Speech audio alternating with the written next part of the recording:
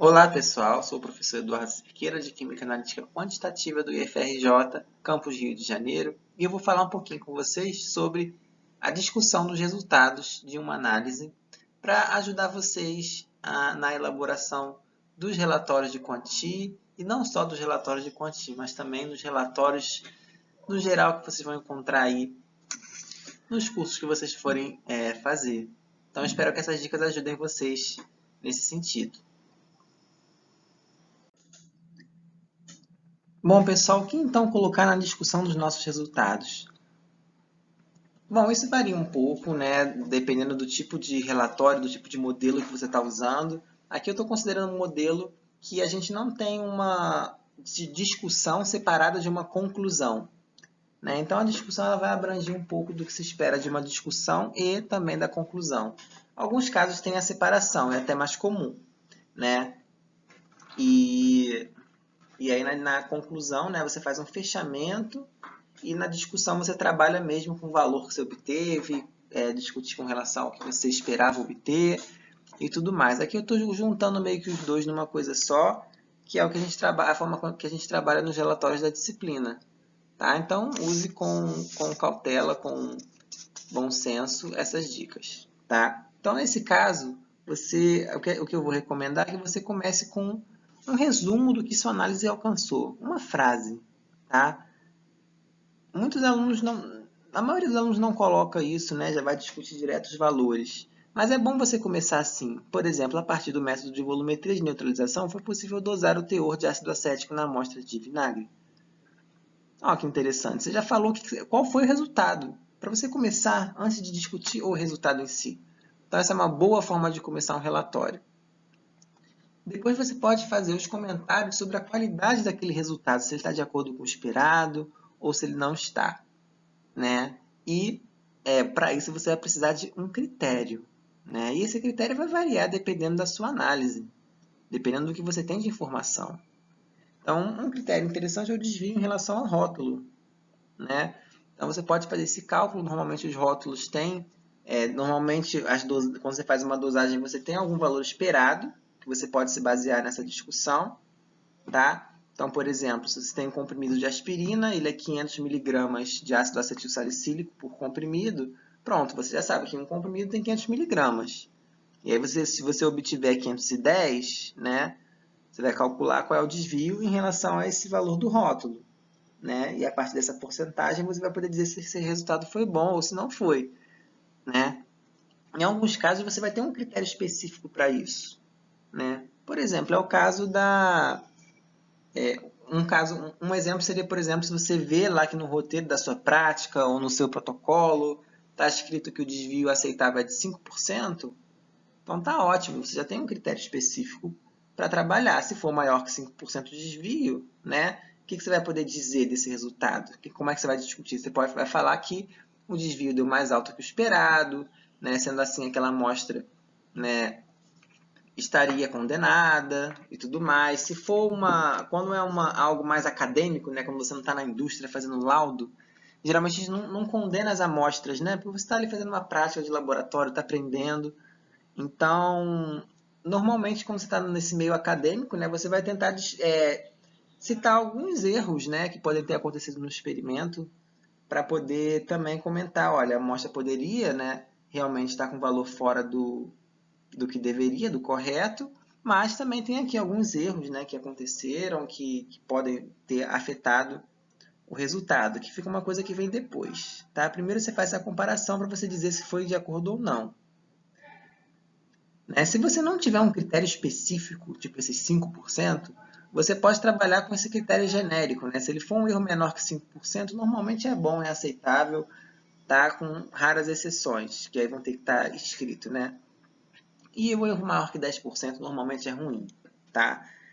Agora, entre 5% e 10% fica num limbo que a gente não consegue dizer, vai depender muito da sua análise, tá? Muitas vezes você tem um critério legal, né? Um teor máximo, um teor mínimo, né? Que está na lei, numa resolução da Anvisa, né? Então, se a Anvisa fala que o máximo de umidade na farinha é de 15%, você encontrou 12%, então está tudo certo, né? O resultado mostra ali que aquela farinha está de acordo com a Anvisa com relação à umidade, mas se você achou 18, né, aí você vai poder falar, olha, que essa amostra possivelmente seria condenada por ter um teor acima do que está na lei, e você faria a discussão com base nisso, e depois apontaria esses possíveis erros do experimento, né, que é o que a gente vai falar aqui na próxima etapa. Tá? Então, agora que a gente comentou sobre a qualidade do resultado, a gente vai tentar discutir o que pode ter afetado esse experimento. Tá? Então, você pode comentar possíveis erros, melhorias ou cuidados a serem tomados, né, com relação a essa análise. E você pode fazer isso, né, independente se o resultado deu de acordo ou não com o esperado. E, na verdade, essa questão, se ele está de acordo ou não, vai definir um pouco o tom, né, da sua discussão aqui. Se ele está de acordo com o esperado, você não vai precisar apontar um monte de erros, né, e coisas assim. Você pode apontar, mas você não vai precisar assim, necessariamente resolver, né, aquela situação. Se ele tiver realmente não foi obtido de acordo com o esperado, se tem uma outra análise, né, mostrando que ele deu de acordo com o esperado, como é que a sua não deu, então você vai ter que pontuar o que pode ter afetado aquele experimento de forma a afetar o seu resultado. Então, por exemplo, você pode comentar sobre erros específicos daquela análise. Né? Então, isso é um ótimo ponto de partida. Né? Por exemplo, na prática da padronização do NaOH, né? Muitos alunos pontuam a questão da água não ter sido fervida para o preparo da solução. Né? Então, isso poderia, né, acarretar um erro. Né? Mas ele vai ser um erro em qual sentido? De diminuir a concentração de NaOH obtida. Né? Se você não ferveu a água, né, você perdeu o NaOH, porque ele reage com CO2, e a concentração vai acabar sendo menor. Então, você tem que tomar cuidado na hora de usar esses erros específicos, porque você não pode usar esse erro para justificar o motivo da concentração do NaOH ser maior do que a esperada. Concorda? Não é correto você falar isso. Olha, a concentração foi maior porque eu perdi o meu NaOH por causa da ausência da fervura. Se eu perdi, a concentração tinha que ser menor. Então, você tem que tomar cuidado na hora de usar esses erros específicos para ter certeza que você está usando no sentido correto. Tá? Então, esse é um exemplo bem interessante. Como é que eu vou saber os erros específicos? Né? Você vai ter que realmente ficar atento. Né? Você vai ter que pensar, refletir sobre aquela prática, ver o que foi feito, o que está escrito no roteiro e não foi feito na prática de verdade, né? Verificar se houve algum erro de execução. Né? Às vezes, na introdução da prática, já pontuam alguns erros. Né? Enfim, realmente é um estudo de caso a caso. Por isso que é específico. Os erros genéricos, eles ajudam também, né? Aqueles que você pode colocar praticamente em todos ou em várias análises diferentes, você pode usar esses erros. Eles ajudam, às vezes é difícil achar um erro específico, né? Às vezes você não consegue detectar, e aí você pode colocar alguns erros genéricos. Mas óbvio que se tiver um erro específico escancarado e você não perceber, né? Fica chato você não falar e falar só em erros genéricos. Então tem que tomar cuidado. Um erro genérico, pelo menos nas titulações, é o erro do indicador, né? Da visualização do indicador. Esse é um erro genérico comum. Né? Quando você titula, na verdade, o ponto final que você vê, ele já passou por estequiométrico, daquela neutralização exata, né? do analito, ou do analito, enfim, ou do padrão. Então, ele geralmente passou um pouquinho quando você vê a cor. Então, tem um erro ali, em qualquer indicador vai ter um erro associado. Então, qualquer titulação que use um indicador, você vai ter um erro aqui por causa disso. Então, você pode falar ele para qualquer titulação, mas você não pode falar esse erro, por exemplo, se você estiver fazendo uma titulação potenciométrica, que não usa indicador colorimétrico. Né? Ou se você estiver fazendo uma espectrofotometria, que não tem indicador. Né? Então, cuidado, né? É genérico, mas nem tanto. Incerteza dos instrumentos de medida. Esse é genérico para tudo, né? Sempre vai ter um instrumento de medida. Então, é um erro que você pode comentar se você tiver realmente sem muita saída. Você também pode falar sobre isso. E para tentar tornar ele menos genérico, que nunca é bom, você pode falar quais foram os instrumentos, né? Por exemplo, como pipeta volumétrica e a bureta. Né? Você coloca alguns instrumentos, né, que podem vir a ter um maior erro. Né? Comenta isso. Tá? Você não pode simplesmente, o que muita gente faz colocar o resultado ficou um pouco acima do esperado, o que pode ter acontecido por causa de erros aleatórios. Pronto, resolvi meu problema. Não, gente, está totalmente incompleto. Mesmo quando você vai usar algo mais genérico, você não pode ser também tão genérico. Alguma coisa você tem que dar ali, senão, né, fica uma conclusão que você pode colocar em qualquer experimento. Tá? Então, tentem ser mais específicos mesmo nos erros genéricos. Perdas durante as transferências também é um erro genérico comum. Você não vai poder usar se não tiver uma transferência no seu experimento, obviamente. Então, toma cuidado. Geralmente, vocês só falam dos erros, né? É muito comum que as conclusões, né, que eu recebo só tenham essa parte dos erros, né, a parte do comentário sobre o resultado. Né? Então, tem o verdinho aqui e o roxo. Né? É muito comum ter só isso. Mas a gente também pode falar de outras coisas. A gente pode falar dos cuidados. Né? Quais cuidados importantes foram tomados ali naquele experimento para se obter um resultado de qualidade? É algo que você pode colocar, né? No caso, esse exemplo aqui, coloquei a fervura da água, né? Só que não, como se tivesse sido feita. Né? A fervura da água pode ter ajudado a garantir uma concentração do NaOH próxima ao esperado. Né? Então, às vezes, você não tem muito o que falar naquela conclusão de errado, né? Você pode falar das coisas certas também. Qual é o problema? Melhorias. Sempre muito bem visto você colocar possíveis melhorias à análise. Tá? Você pode pontuar isso tanto para resultados bons quanto ruins. Então, por exemplo, para se obter um resultado mais próximo de 0,1 normal, a água utilizada no preparo do NaOH poderia ter sido fervida, removendo o CO2 e evitando a perda de NaOH como Na2CO3. Tá? Aí mesmo, nesse mesmo contexto da fervura. Então, eu fiz um molde aqui de conclusão, né? Duas versões do roteiro de padronização do NaOH. A versão 1 é uma versão, se você não souber uma coisa muito específica, e a versão 2 é você sabendo essa coisa muito específica, para a gente ver como é que fica diferente. Então, esse aqui é o caso de você não sabe essa coisa muito específica que eu vou falar depois. Tá? Então, o resultado obtido, por exemplo, foi esse. O esperado foi 0,1.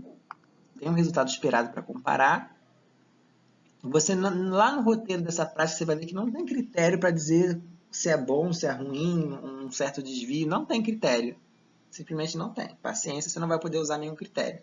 Você vai ter que pensar aí, né, com base no contexto que você está. Mas a gente pode calcular um desvio para ajudar na discussão. Super recomendo. Então, está 6,1% de desvio para cima. Tá?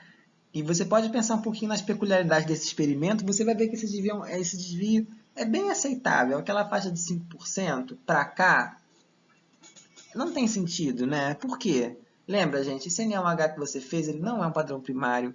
No preparo da solução dele, como ele não é padrão primário, você não usa instrumentos precisos. Então, é natural que tenha um erro um pouquinho maior. Né? Pode ser para cima ou para baixo. Né? Se aquele seu instrumento, aquele seu cilindro, não estava medindo 1000, estava medindo 1010, se a sua pipeta graduada não estava medindo 6,5, estava medindo 6,6, isso tudo vai dando um erro, que pode ser para cima ou para baixo. Nesse caso, pode ter sido para cima. Tá? Então, nesse caso, eu não seria tão rigoroso com 5% de desvio. Né? Eu não pensaria em falar que deu errado, que o resultado ficou ruim porque deu mais que um erro maior que 5%. Não, não está correto isso. Você tem que pensar bem no seu contexto. Aí vem os erros específicos que você poderia pensar, como, por exemplo, ferver a água, que na verdade não foi fervida, né? Mas aí você tem que pensar, isso faz sentido? Se eu obtive um NaOH mais concentrado, não foi porque eu deixei de ferver a água, né? Porque o fato de eu não ferver a água faria o NaOH ficar mais diluído. Então, cuidado como você escreve isso. Né? Não está certo explicar por causa disso, por causa da carbonatação do NaOH. Você não vai explicar esse resultado com base nisso, porque tudo isso geraria um resultado menor. E foi maior. Então, cuidado. Então, eu não vou falar isso aqui na minha conclusão. Tá? Mas eu posso citar como melhoria. Né? Eu posso citar como uma melhoria ao experimento fazer isso. Tá? Aí não tem problema, que você não está justificando, você está só citando uma melhoria. No erro genérico, você poderia citar todos aqueles que estão no slide anterior sem problema, né? Então, não muito a declarar aqui, tá? Então, você ficaria sem um erro específico aqui nesse caso. Não tem problema, dá para viver, o ideal é que tenha, mas... Melhorias. Ferver a água, como eu falei antes. Cuidados, por exemplo, uns cuidados legais. Você usou vidrarias volumétricas, tá? Você não pipetou o bifstalato, seu padrão, com uma pipeta graduada, você usou uma volumétrica. Né? Você realizou uma titulação em branco. Esse eu acho que tinha que ter nessa prática. Né? Vocês viram lá no vídeo que a gente faz uma titulação em branco. Tinha que estar na sua discussão. Né? Que você tomou esse cuidado de fazer uma titulação em branco. E aí vem a conclusão. Com base nessas informações todas, eu escrevi essa conclusão. Tá? Então, primeiro, o que eu obtive? A etapa 1, azul. A partir da análise, foi possível obter uma solução de NaOH padronizada, que será usada para a dosagem de amostras por titulação ácido-base. Legal, perfeito. Você falou que você obteve, para que você vai usar? Melhor coisa. Aqui na parte verde, de discutir a qualidade do resultado, eu falei aqui, ó, o resultado da análise mostrou que o NaOH obtido ficou um pouco mais concentrado que o esperado, com um desvio de 6,1%. Considerando que o NaOH não é um padrão primário e, por isso, não foram usadas vidrarias de precisão em seu preparo, pode-se considerar o resultado próximo do esperado. Tá? Então, você não falou que tinha que ser menos que 10%, menos que 5% de desvio. Você não fala isso, você não sabe isso. Né? Você tenta justificar que aquele valor não é tão ruim assim, considerando a situação. Né? Bom senso isso. Isso vai ser bem visto. E aí você discute os erros. Esse resultado pode também ter sido afetado por erros relativos à visualização do indicador e às incertezas associadas aos instrumentos de medida, como a pipeta volumétrica e a bureta. Então, você trouxe erros genéricos, tentou trazer vidrarias específicas para não ficar tão genérico, tá? E depois você vai falar sobre cuidados. É importante ressaltar que cuidados importantes foram tomados para a obtenção de um resultado confiável, como a utilização de vidrarias volumétricas e balança analítica no preparo do padrão primário e a realização da titulação em branco. Né? Então, olha só, se você na hora de fazer esse relatório ficou sem assunto, olha quanta coisa você poderia ter falado. Né? Só pensando, refletindo sobre essa prática. Né? Cuidado, isso é legal de colocar. Uma possível melhoria ao experimento seria a fervura da água, usada no preparo do NaOH, evitando sua perda por precipitação como carbonato de sódio. Então, você comenta isso não como uma justificativa para o seu erro, mas como uma melhoria. E aí você não fica contraditório. Tá? E aí, tem a versão 2. A versão 2 ela é a versão certa. A 1 está ótimo, você tirou 10 com estrelas. Mas a 2 tem uma descoberta importante, tá? Que eu vou mostrar para vocês e ela ajuda muito a explicar os resultados. Então, esse aqui é o 10,5, entendeu? Então, resultado obtido, esperado, tá? E esse é o segredo. Eu coloquei na descrição do vídeo da prática, né, essa ideia de fazer esse cálculo. Tá? Então, qual é o volume necessário de solução de NaOH 50% para o preparo de 1 litro de NaOH0 normal? Tá? Então, isso é um número que veio do além para você. A pessoa, quando fez a titulação, o preparo do NaOH, pegou 6,5 ml, esse valor aqui de baixo. Tá? Só que vocês já se perguntaram, por que 6,5? Será que era para ele pegar 6,5 mesmo? No caso era eu, né? Eu que fiz. Será que era para eu pegar 6,5 mesmo? Por que eu peguei 6,5? E aí, se você calcular quanto eu deveria ter pego, né, com base nesses dados, você consegue calcular, a gente já fez isso na revisão de unidades de concentração, você vai ver que você deveria ter pego 5,2 pelo cálculo. Para essa conta fechar aqui em 0,1 normal, eu devia ter pego 5,2, eu peguei 6,5. Né? Então, você pegou mais do que devia. Isso já explica por que você teve um resultado maior que o esperado, mesmo o NaOH só se perdendo. Né? Ele reage com CO2 e só se perde. Reage com a água da atmosfera também vai se diluindo. Então, mesmo assim, o resultado ficou maior. Então, isso é o que vai explicar de fato o resultado maior. Tá? Outra conclusão, a versão 1, era uma versão caso você não tivesse percebido esse grande fato, que você ainda assim consegue se safar. Tá? Então, esse fato aqui de eu ter pego 1,3 ml a mais vai gerar desvio muito maior que qualquer erro que eu possa falar de instrumento, né? Erro de indicador, lógico, vai ser um erro muito maior, muito mais grotesco. Tá? Mas você tem que... E aí a sua conclusão, no caso, vai ter que focar nisso. Tá? E aí eu vou falar a conclusão para vocês verem aqui. Essa é a conclusão 10,5. Então, a parte da análise, a mesma coisa. Aí vem aqui em verde, eu já cortei, né?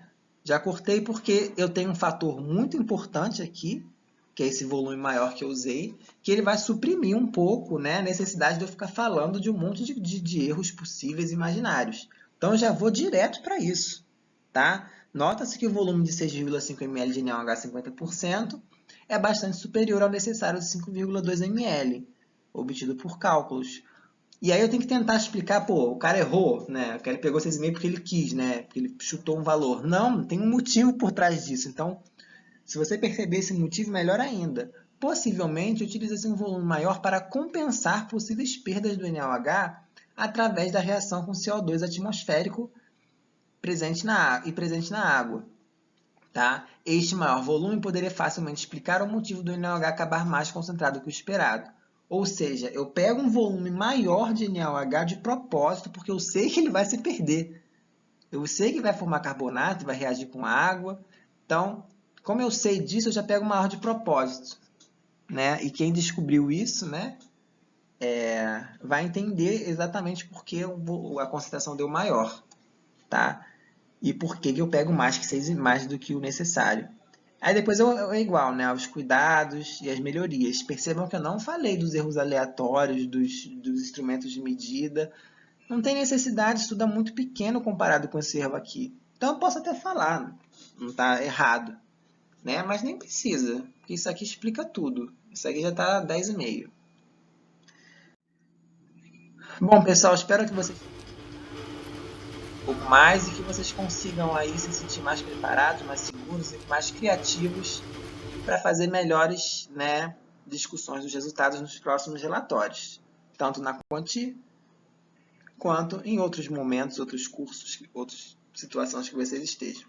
Abraços a todos.